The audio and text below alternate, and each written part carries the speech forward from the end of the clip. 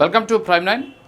ఆంధ్రప్రదేశ్లో జరుగుతున్నటువంటి లిక్కర్ స్కామ్కి సంబంధించి ఎవరైతే ఏవన్గా ఉన్నటువంటి రాజ్ కసిరెడ్డి అప్రూవర్గా మారుతున్నారు అనేటటువంటి సంకేతాలు బయటికి వస్తూ ఉన్నాయి. ఎందుకంటే రాజ్ కసిరెడ్డి ఈ కేసులో ఏవన్గా పెట్టినప్పటి నుంచి కూడా ఆయన కాస్త ఆగ్రహంతో రగిలిపోతున్నట్టు తెలుస్తుంది. ఎందుకంటే ఈ కేసుకు సంబంధించి అంతిమ లబ్ధిదారుడు క్షేమంగా ఉన్నారు, అంతేకాకుండా అంతిమ లబ్ధిదారుడు సేఫ్గా ఉన్నారు, కానీ తనను మాత్రమే బలిపశువును చేశారు అనేటటువంటి ఆందోళన, ఆవేదన రాజ్ కసిరెడ్డిలో ఉన్నట్టు తెలుస్తుంది. ఎందుకంటే ఇటీవల రాజ్ కసిరెడ్డికి సంబంధించినటువంటి అడ్వకేటు అనుదీప్ అనుకుంటాను ఆయన పేరు. సో ఆయన మాట్లాడేటువంటి సందర్భంలో బయటకు వచ్చినటువంటి సంకేతాలను బట్టి మనం చూస్తూ ఉంటే రాజ్ కసిరెడ్డిని కొంతమంది బలిపశువును చేశారు.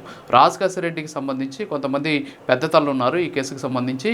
వాళ్ళని కాపాడడం కోసం రాజ్ కసిరెడ్డిని ఈరోజు ఈ కేసుకు సంబంధించి ఆయన్ని బలిపశువును చేశారు అని చెప్పేసి కూడా చెప్పినటువంటి పరిస్థితి. అంతేకాకుండా జగన్మోహన్ రెడ్డికి సంబంధించినటువంటి సాక్షి పత్రికలో కూడా ఇటీవల రాజ్ కసిరెడ్డికి సంబంధించి అనేక కథనాలు కూడా రాస్తూ ఉన్నటువంటి సిచ్యువేషన్. ఏంటి అంటే ఆయనకి తెలుగుదేశం పార్టీకి సంబంధించినటువంటి నాయకులతోటి సంబంధాలు ఉన్నాయని చెప్పేసి, అంతేకాకుండా తెలుగుదేశం పార్టీ విజయవాడ ఎంపీ కేసినేని చిన్ని అలాగే ఆయన సతీమణి రాజ్ కసిరెడ్డితో కలిసి కొన్ని వ్యాపార భాగస్వామ్యం కలిగి ఉన్నారు అని చెప్పేసి సాక్షిలో కథనాలు వెలువడ్డాయి. అంతేకాకుండా కేసినేని చిన్ని సోదరుడైనటువంటి నాని కూడా ఈ రకాలైనటువంటి విమర్శలని కూడా చేశారు. అంటే దీని ద్వారా ఏమనుకున్నారంటే రాజ్ కసిరెడ్డిని ఒకరిని దీంట్లో బలి చేసేసి వాళ్ళకి టీడీపీకి అతనితోటి సంబంధాలు ఉన్నాయనేటువంటి అంశాన్ని బయటికి తీసుకురావాలనేది ఇక్కడ ఉద్దేశం. అయితే నిజంగా తెలుగుదేశం పార్టీ ఆల్రెడీ అధికారంలో ఉంది కాబట్టి సో ఎవరైతే కక్షపూరితంగా వ్యవహరిస్తోంది వైసీపీకి సంబంధించిన నాయకుల మీద అని చెప్పేసి వైసీపీ నాయకులు ఒక పక్క చెబుతారు, మరో పక్కేమో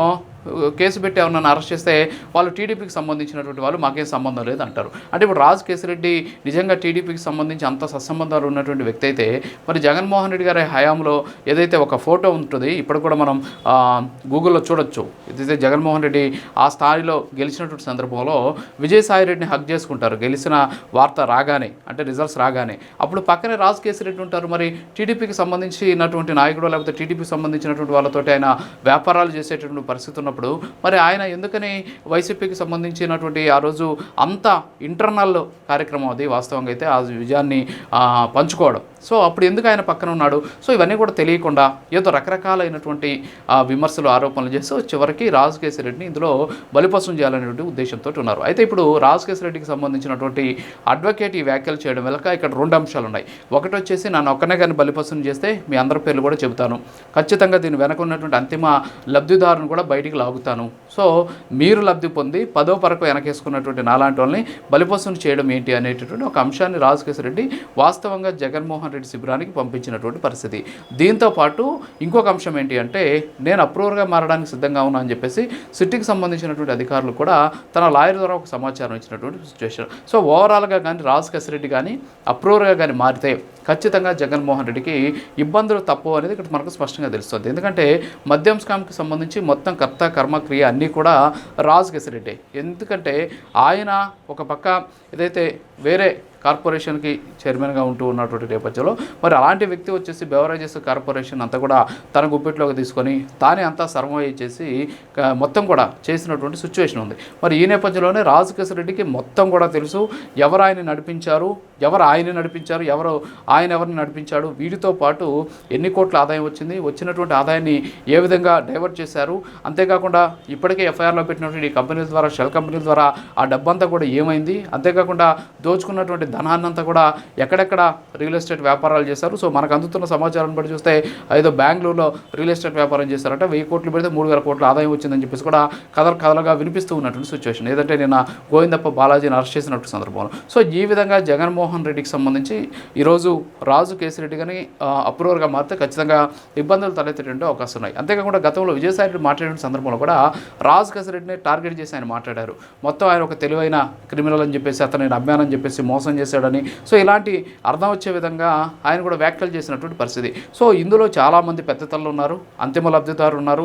వీళ్ళందరినీ కూడా కాకుండా రాజ్ కసిరెడ్డి మాత్రమే టార్గెట్ చేయడం వెనక వ్యూహం ఏంటి అనేటటువంటి దాని మీద అయితే సర్వత్రా విమర్శలు కూడా వ్యక్తమవుతున్నాయి. సో రాజ్ కసిరెడ్డి కానీ ఇప్పుడు అప్రూవర్గా కానీ మారితే ఖచ్చితంగా జగన్మోహన్ రెడ్డికి తలనొప్పి స్టార్ట్ అయ్యేటువంటి అవకాశంలో, ఎందుకంటే మొత్తం తెలిసినటువంటి వ్యక్తి ఆయన. సో అలాంటి వ్యక్తిని ఈరోజు బలిపసం చేయడం కావచ్చు, అంతేకాకుండా వాళ్ళ సొంత పత్రికలు అంటే ఆయన అంతిమ లబ్ధిదారుడికి లబ్ధి చేకూర్చే విధంగా పనిచేసినటువంటి ఒక వ్యక్తిని కాపాడుకోవాలి, లేకపోతే జరిగినటువంటి నష్టాన్ని పూడ్చుకునే ప్రయత్నం చేయాలి. అంతేగాని మాకు సంబంధం లేదు అని చెప్పేసి అతన్ని మానాన్ని అతను వదిలేయడం వల్ల ఖచ్చితంగా పార్టీలో కూడా ఒక రకమైనటువంటి ఆందోళన మొదలవుతుంది. ఎందుకంటే నిన్న మొన్నటి వరకు రాజకేశ్వర రెడ్డి చెప్పిందే వేదం చేసిందే శాసనం అన్నటువంటిది పార్టీ క్యాడర్ కూడా తెలుసు, పార్టీలో కొంతమంది నాయకులకు కూడా తెలుసు.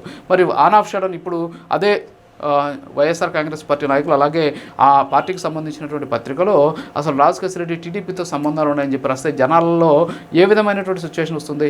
అంతేకాకుండా క్యాడర్ ఏ విధంగా అనుకుంటుందని జగన్మోహన్ రెడ్డికి సంబంధించినటువంటి గ్రాఫ్ పడిపోదా?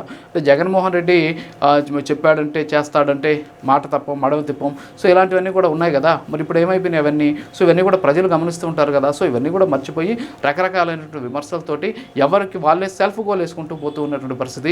ఇప్పుడు ఆ సెల్ఫ్ గోల్సే కూటమికి ఒక రకంగా మేలు చేకూర్చేటటువంటి అవకాశాలు కనిపిస్తున్నాయి. సో రాజకేశ్వర రెడ్డి 2 సంకేతాలు ఇద్దరికి పంపించారు. ఒకటి జగన్మోహన్ రెడ్డి శిబిరానికి, రెండవది వచ్చేసి సిటీకి. సో నేను అప్రూవర్గా ఉన్నాను అనేటటువంటి సంకేతాలు అయితే ఆయన స్పష్టంగా ఇచ్చారు. అదే కానీ నిజమై రాజకేశ్వర రెడ్డి కానీ అప్రూవర్గా మారితే జగన్మోహన్ రెడ్డితో పాటు లిక్కర్ స్కామ్లో ఉన్నటువంటి పెద్ద తలలంతా కూడా బ్లాస్ట్ అయ్యేటటువంటి అవకాశాలు కనిపిస్తున్నాయి.